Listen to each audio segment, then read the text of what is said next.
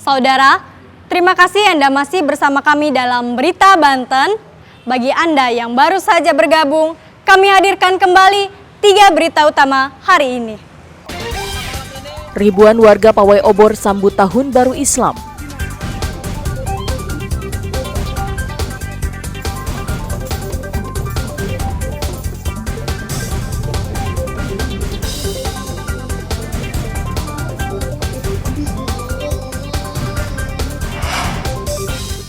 Tanggul jebol, puluhan rumah warga terendam banjir.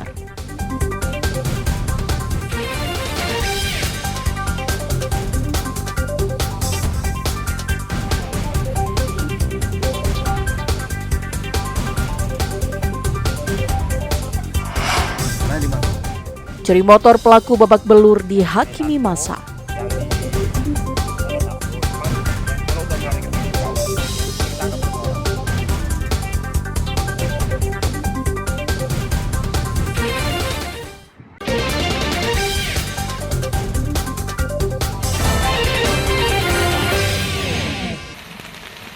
Sejumlah ruas jalan protokol di Kota Rangkas Bitung, Kabupaten Lebak, Rabu petang lalu terendam banjir setelah hujan deras mengguyur wilayah Kota Rangkas Bitung lebih dari 1 jam. Sebagian ruas jalan terendam banjir dengan ketinggian air antara 20-40 cm. Hal ini menyebabkan sejumlah pengendara mengalami mogok kendaraan. Bahkan terlihat sejumlah pengendara lainnya memilih memutar mencari jalan lain agar kendaraannya tidak mogok. Selain curah hujan tinggi, buruknya drainase di sekitar lokasi juga membuat air hujan yang turun sulit mengalir sehingga menggenangi jalanan. Menurut warga, banjir seperti ini sering terjadi setiap kali hujan deras turun. Bukan hanya ruas jalan, sejumlah rumah dan kantor yang berada di samping ruas jalan juga ikut terendam banjir. Seperti salah satu kantor Polsek Rangkas Bitung dan kantor PLN yang berada di ruas jalan Hardi Winangun. Oh gitu. Tadi kerendam banjir atau gimana? Banjir. Oh gitu. Tapi kalau di sini emang sering banjiran atau gimana? Barata mas setengah jam aja banjir langsung. Oh, hujan langsung banjir.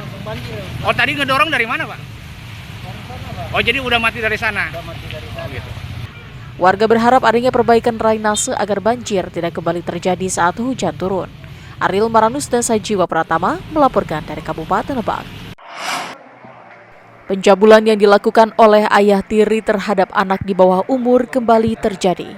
Peristiwa bejat ini kali ini terjadi di Kecamatan Cikesal, Kabupaten Serang. Pelaku berinisial HM yang sudah berusia 51 tahun diketahui lebih dari 2 kali telah melakukan pencabulan. Perbuatan cabul yang dilakukan ayah tiri terhadap anak di bawah umur pertama kali dilakukan pada tahun 2022 lalu ketika korban masih duduk di bangku sekolah menengah pertama. Perbuatan tersebut dilakukan di rumahnya pada malam hari, ketika di rumah hanya ada tersangka dan anak tirinya. Perbuatan itu berulang kali dilakukan dan terakhir kali dilakukan pada bulan Juni 2024. Korban yang tidak tahan dengan kelakuan ayah tirinya itu akhirnya kabur meninggalkan rumah dan menceritakan kepada ayah kandungnya dan diteruskan ke pihak kepolisian. Polisi yang mendapat laporan dari korban langsung menangkap pelaku saat sedang berada di rumahnya Rabu malam lalu. Pelecehan tersebut terjadi di daerah Cikesal yang dilakukan oleh pelaku yaitu ayah tirinya dan korban anaknya sendiri. Itu dilakukan pada waktu malam hari. Jadi terusnya pelaku itu adalah ayah tiri dari korban. Untuk kejadian tersebut terjadi semenjak korban kelas 2 SMP.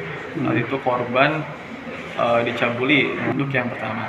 Untuk yang kejadian keduanya dilakukan pada tanggal 22 Juni jam 10 malam saat itu, dan saat itu korban sudah ditahan lagi dengan perlakuan bapaknya. Akhirnya dia melaporkan itu kepada pihak kepolisian melalui ibunya. Akibat perbuatannya, pelaku dijerat dengan pasal 81 dan 82 Undang-Undang tentang Perlindungan Anak dengan ancaman 15 tahun penjara. Ariel Maranus dan Ahmad Sayuti melaporkan dari Kabupaten Serang. Sepekan terakhir, Bandara Soekarno-Hatta Tangerang mengalami peningkatan penumpang yang ingin berpergian ke destinasi wisata di dalam maupun luar negeri. Lonjakan penumpang ini berbarengan dengan masa libur sekolah. Biasanya para penumpang yang ingin bepergian 3 jam sudah berada di bandara untuk menunggu bergiliran naik pesawat. Untuk mengantisipasi kejenuhan para penumpang, terutama anak-anak, Angkasa Pura II menyediakan area hiburan berupa patung raksasa dinosaurus Tyrannosaurus Rex yang bisa bergerak dan mengeluarkan suara. Selain itu juga terdapat patung jerapah dengan tinggi 3,5 meter yang juga dilengkapi dengan penjelasan ilmiah masing-masing hewan. Sejumlah anak-anak dan orang dewasa terlihat senang dan bersuah foto bersama hewan yang terkenal ganas. Tak hanya itu, bagi anak-anak dan orang dewasa yang hobi permainan balap mobil, juga disediakan lintasan dengan panjang 16 meter untuk adu ketangkasan dan kecepatan. Kegembiraan anak-anak juga terlihat saat bermain bersama keluarga. Dengan adanya hiburan ini, membuat anak-anak lebih nyaman, tidak gelisah saat menunggu penerbangan. Jadi lebih nyaman dengan keberadaan ini. Jadi anak nggak gelisah, nggak bete ya tunggu jam keberangkatannya. Tadi sempat mengabadikan nggak foto-foto atau gimana Bu? Iya. Oh, bagaimana Bu, anaknya senang nggak? Alhamdulillah senang. Ibu rencana mau kemana Bu? Ke Doha. Oh, dengan siapa? Dengan suami, dengan anak-anak.